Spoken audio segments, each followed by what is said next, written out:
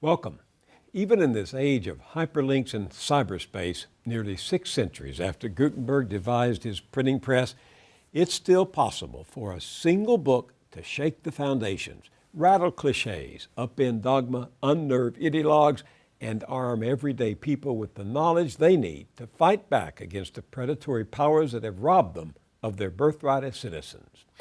This is such a book, Capital in the 21st Century, by the French economist Thomas Piketty, the book of the season to many, to others, the book of the decade. Reviewers have called it a bulldozer of a book, magisterial, seminal, definitive, a watershed. At 700 pages, it's already a bestseller, and there isn't a single scene of seduction, not one celebrity interview, not one picture, just graph after graph, fact on fact, drawn from 2 centuries of data and embedded in prose that can suddenly explode like a supernova in the brain. Here's one of its extraordinary insights. We are heading into a future dominated by inherited wealth as capital concentrates in fewer and fewer hands, giving the very rich ever greater power over politics, government, and society. Patrimonial capitalism is the name for it, and it has potentially terrifying consequences for democracy. For those who work for a living, the level of inequality in the U.S., writes Piketty, is probably higher than in any other society at any time in the past, anywhere in the world. Over 3 decades, between 1977 and 2007, 60% of our national income went to the richest 1% of Americans. No wonder this is the one book the 1% doesn't want the other 99% to read. Paul Krugman has been writing extensively and generously about Piketty's book. The Nobel Prize-winning economist and New York Times columnist calls it a tour de force, a magnificent sweeping meditation on inequality that will change both the way we think about society and the way we do economics. As scholar, author of many books, and widely read columnist and blogger, Paul Krugman has himself changed a lot of thinking on politics and economics. Welcome back. Hi. Inequality has been on the table for a long time. You've written extensively, others have too. I mean, it's a familiar issue, but what explains that this book has now become a phenomenon? Actually, a lot of what we know about inequality actually comes from him because he's been an invisible presence behind a lot. So when you talk about the 1%, you're actually, to a large extent, reflecting his prior work. But what he's really done now is he said, even those of you who talk about the 1%, you don't really get what's going on. You're living in the past. You're living in the 80s. You think that Gordon Gekko is the future. And Gordon Gekko is a bad guy. He's a predator, but he's a self-made predator. And right now what we're really talking about is we're talking about Gordon Gekko's son or daughter. We're talking about inherited wealth playing an ever-growing role. So he's telling us that we are on the road not just to a highly unequal society, but to a society of an oligarchy, a society of inherited wealth, patrimonial capitalism. And he does it with enormous amount of documentation, and it's a revelation. I mean, even for someone like me, it's a revelation. I was going to ask, what does Paul Krugman have to learn from this book? Even the title, the first word in the title, capital. We stopped talking about capital. Even people like me stopped talking about capital because we thought it was all about human capital. We thought it was all about earnings. We thought that the wealthy were people who one way or another found a way to make a lot of money. Right. And we knew that that wasn't always true. We knew that in the Gilded Age or in the Belle Epoque in Europe, which he prefers to talk about, that high incomes were mostly the result of having lots and lots of assets. But we sort of said, well, that's not the way things work anymore. And he says, oh yeah? It turns out that you're wrong, that it's true that right now, a lot of high incomes in America are people who didn't start out all that rich, but we're rapidly moving towards a state where inherited wealth dominates. I didn't know that. I should have known it. I should have thought about it, but I didn't. And so then here comes this book with, I mean, it's beautiful. It happens to be analytically beautiful, if that makes any sense at all to the viewers. As you know, I'm no economist, but I found this book, as I said in the opening, just very readable, and suddenly there'd be this moment of epiphany. Yeah, it's a real eureka book. You suddenly say, oh, the world is not the way I saw it. The world, in fact, has moved on a long way in the last 25 years and not in a direction you're going to like, because we are seeing not only great disparities in income and wealth, but we're seeing them get entrenched. We're seeing them become inequalities that will be transferred across the generations. We are becoming very much the kind of society we imagine we're nothing like. Here's Piketty's main point. Capital tends to produce real returns of 4 to 5%, and economic growth is much slower. What's the practical result of that? What that means is that if you have a large fortune, suppose that our family has a large fortune, the inheritors of that large fortune can live very, very well. They can live extraordinary standard of living and still put a large fraction of the income from that fortune aside, and the fortune will grow faster than the economy. So the big dynastic fortunes tend to take an ever-growing share of total national wealth. So when you have a situation where the returns on capital are pretty high and the growth rate of the economy is not that high, you have a situation in which not only can people live well off inherited wealth, but they can actually pass on to the next generation even more, an even higher share. And so it's all, in his terms, R, the rate of return on capital, and G, the rate of growth of the economy. And when you have a high R, low G economy, which is what we now have, then you're talking about a situation in which dynasties come increasingly to dominate the top of the economic spectrum, and a tiny fraction of the population ends up very dominant. What's the realistic impact of this on working people? There's a direct impact, which is that part of income is always going to go to labor, although that seems to be a diminishing fraction, but the part that comes from capital is going to be in the hands of a very few people. The other thing, which I think is critically important, and he talks about more towards the end of the book, is the political economy. That when you have, it's what Teddy Roosevelt could have told you and did, that when you have a few people who are so wealthy that they can effectively buy the political system is going to tend to serve their interests. And that is going to reinforce this shift of income and wealth towards the top. Do you agree with him that we are drifting toward oligarchy? Oh, yeah. Oh, I don't think that's even, I don't see that there's any question of it. If you look at certainly if you look at what we know already, and we're learning more, we know already about the concentration of income, of wealth, you can see that it is growing. You can see that, and you can actually see, I spent a little while just sort of going through the Forbes 400 list. And what you find is already there's an awful lot of inherited wealth in there. It's no longer a list of self-made men.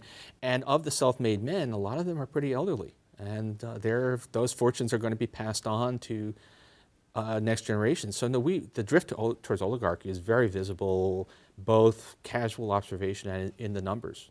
I was taken with something you wrote the other day. You said that, in your opinion, the real problem is not capital accumulation per se, as much as it is, quote, remarkably high compensation and incomes. Now, how does that differ from what you were just saying about wealth that passes to the next generation? So right now, high incomes are still primarily coming from people who've made a lot of money, typically as corporate executives.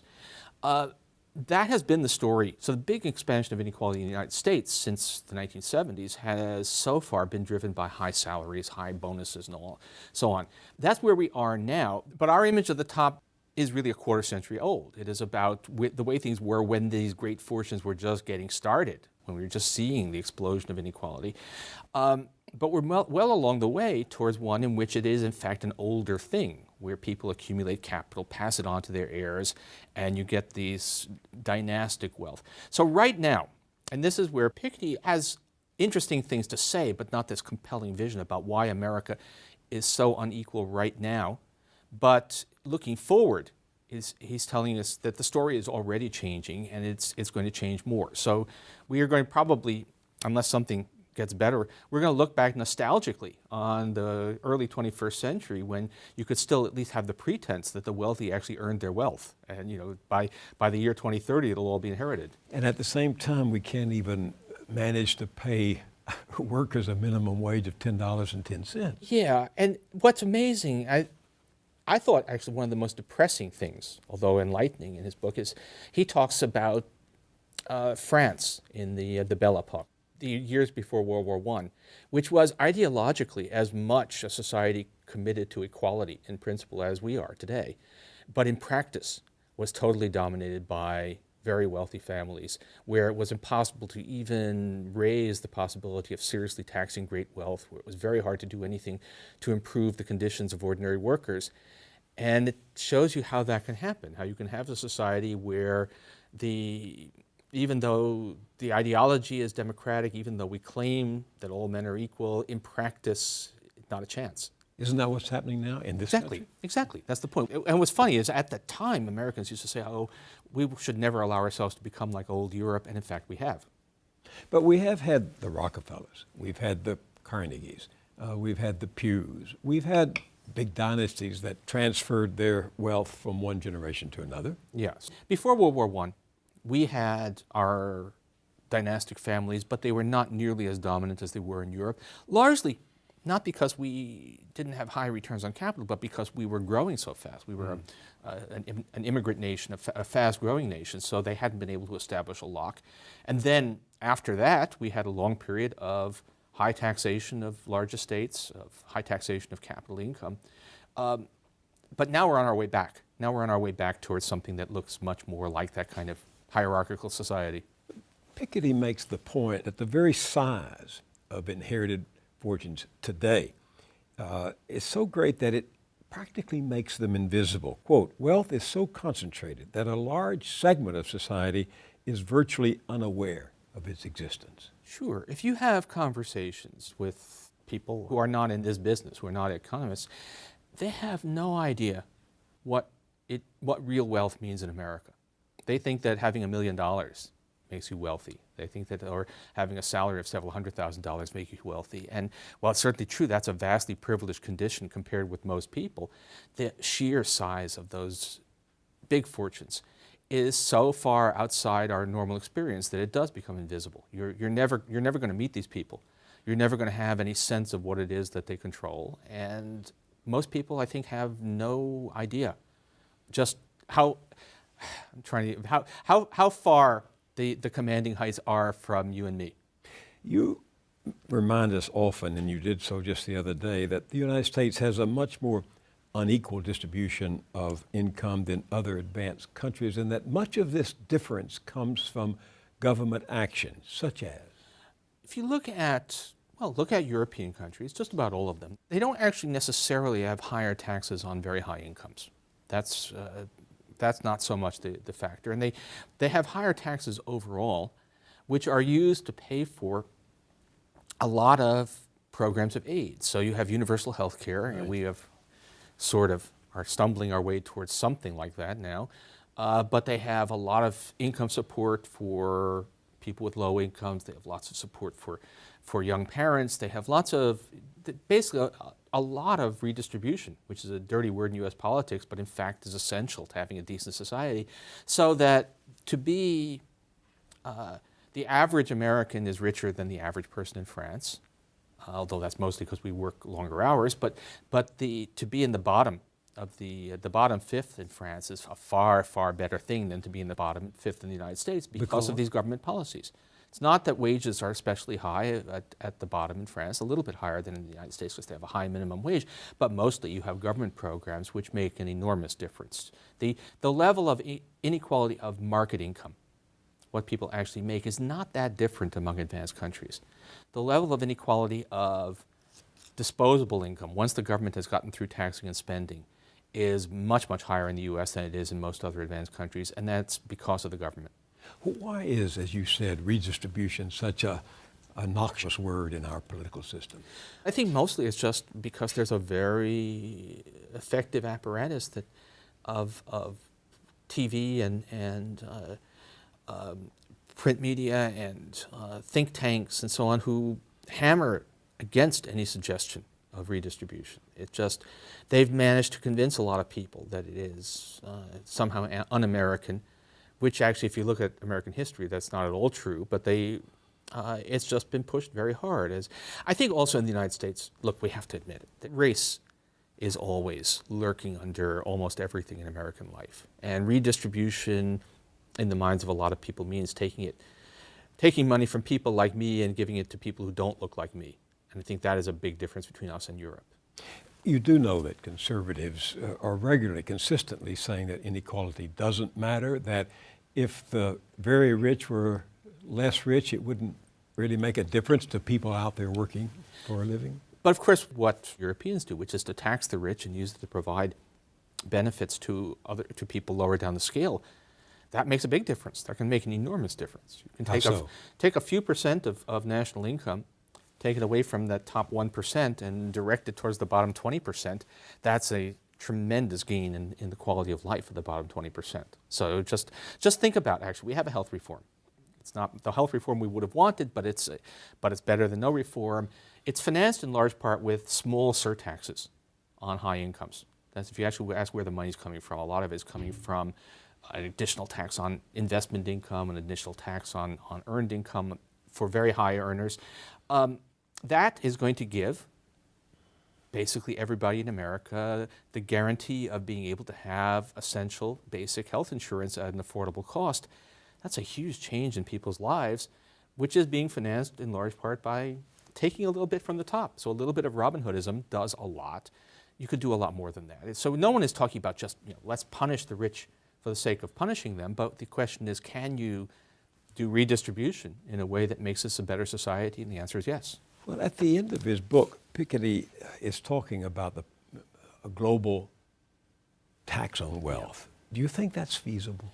Well, is it feasible politically? If the United States were behind it, lots of things would become possible. If the United States were to support this, then I think you could pretty much guarantee that enough Europeans would be willing to go along. And while there would be some countries that would, rogue countries that would want to serve as havens for tax evasion, that we would have a lot of leverage over them. So really, it's not that the international global system makes this impossible. It's the U.S. political system that makes it look impossible right now, and that can change. But given the dysfunction of Congress, given the fact that the Supreme Court has in effect decided to enable corporations and the rich to consolidate their hold on our political system, do you have any hope of the kind of change that both Piketty and you would advocate? I think you don't give up hope on these things. We have, look at the American political tradition. One of the interesting things that Piketty says is that serious progressive taxation of high incomes and great wealth is an American invention. We invented it, and we invented it in the early 20th century, right at the peak of our Gilded Age, and somehow we found it in ourselves to find political leaders, people like Teddy Roosevelt, who are willing to say, this is a bad thing. We do not want the society that is emerging here. So I think things can change. If you ask, are we going to get a global wealth tax before the 2016 election? Well, no, we're not. Might we get one by the 2024 election? Possibly. You wrote something the other day that's hard to forget. You said there's such an ugliness in America right now. Yeah. This is one of the things that puzzles me, actually, about my own country, which is, it's one thing to have disparities of income and wealth and to have differing views about what we should be doing about it, but there is a level of harshness in our debate, mostly coming from the people who are actually doing very well. So, we've had a parade of billionaires whining about being, the incredible injustice that people are actually criticizing them, and then comparing anyone who criticizes them to the Nazis. It's almost a tick that they have. This is very strange, and it's kind of scary because it's one thing if someone without a lot of power seems to be going off into a rage for no good reason, but these are people who have a lot of influence because of the amount of money they control. Given what you've just said, and given the fact that there's this ugliness, what do you think it's going to take? A mass uprising?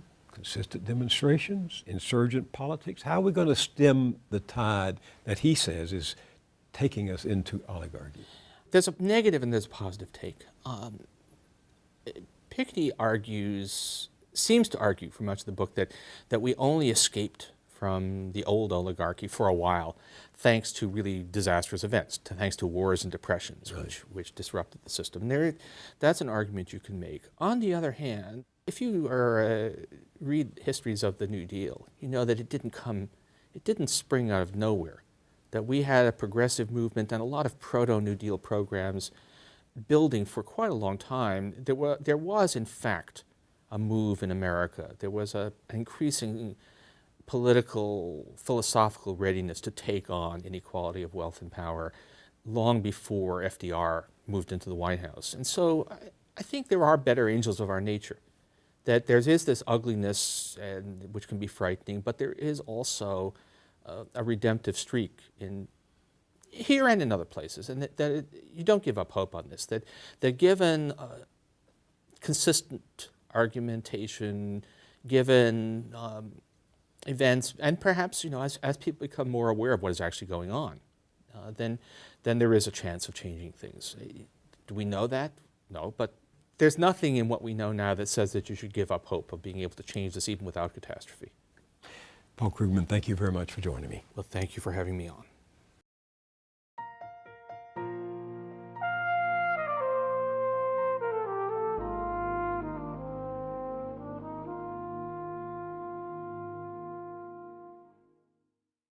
The evidence keeps mounting. Just this past Tuesday, the 15th of April, tax day, the AFL-CIO reported that last year, the chief executive officers of 350 top American corporations were paid 331 times more money than the average U.S. worker. Those executives made an average of $11.7 million compared to the average worker who earned $35,239. As that analysis circulated on tax day, the economist Robert Reich reminded us that in addition to getting the largest percent of total national income in nearly a century, many in the 1% are paying a lower federal tax rate than a lot of people in the middle class. You will no doubt remember that an obliging Congress of both parties allows high rollers of finance the privilege of carried interest, a tax rate below that of their secretaries and clerks. And at state and local levels, while the poorest 20% of Americans pay an average tax rate of over 11%, the richest 1% of the country pays half that rate. Now, neither nature nor nature's God drew up our tax codes. That's the work of legislators, politicians, and it's one way they have, as Chief Justice John Roberts might put it, of expressing gratitude to their donors. Oh, Mr. Adelson, we so appreciate your generosity that we cut your estate taxes so you can give $8 billion as a tax-free payment to your heirs, even though down the road the public will have to put up $2.8 billion to compensate for the loss in tax revenues. All of which makes truly repugnant the argument heard so often from courtiers of the rich that inequality doesn't matter. Of course it matters. Inequality is what has turned Washington into a protection racket for the 1%. It buys all those goodies from government, tax breaks, tax havens, allowing corporations and the rich to park their money in a no-tax zone, loopholes, favors like carried interest, and on and on and on. Listen, there's a big study coming out in the fall from Martin Gillens at Princeton and Benjamin Page at Northwestern, based on data collected between 1981 and 2002. Their conclusion, quote, America's claims to being a democratic society are seriously threatened. The preferences of the average American appear to have only a minuscule, near zero, statistically non-significant impact upon public policy. Sad that it's come to this. The drift toward oligarchy that Thomas Piketty describes in his formidable book has become a mad dash, and it will overrun us and overwhelm us unless we stop it. At our website, BillMoyers.com, you can find out much more about Piketty's book and the debate it has sparked on both the left and right. That's at BillMoyers.com. I'll see you there, and I'll see you here next time.